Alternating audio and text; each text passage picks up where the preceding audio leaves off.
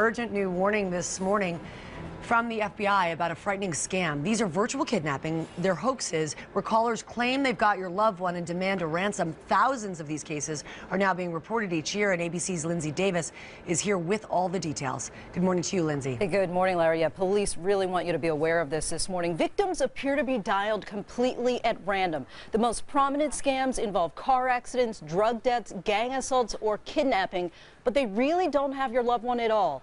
It's just an elaborate scam. Get in your vehicle. No, I'm scared. I don't know you. You're threatening me.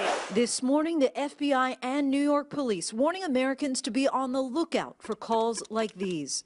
Okay, Jason, go downstairs and do what you gotta do to her, brother. The person answering the phone believes a loved one has been kidnapped, but it's all a scam. So-called virtual kidnapping hoaxes that the FBI says are on the rise, with increasing targets in New York City. Right now, we get calls on a daily basis. While no actual kidnapping has taken place, the callers often have someone screaming or crying in the background as they threaten to do brutal things to them unless a ransom is paid immediately. In many cases, they claim to be members of a drug cartel and order their targets to wire money, often between $600 and $1,900, to a third party in Puerto Rico. The minute after they realize that their loved one is fine, they then start crying to me, not out of happiness, but out of concern now how they're going to pay their rent.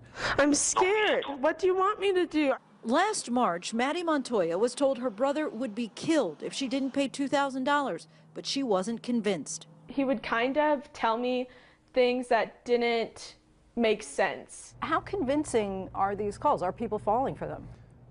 Unfortunately, there's a large amount of people that actually are falling for it, and it's for no fault of their own. They're very convincing. Authorities say to avoid becoming a victim of this extortion scheme, you should ask to speak to the victim directly or try to contact them on social media or with another phone to see if they really are in fact safe. And most importantly, try to remain calm and consider telling the caller that you have to call them back in order to access the money and instead call the police. Perfect sense, yeah. Thanks.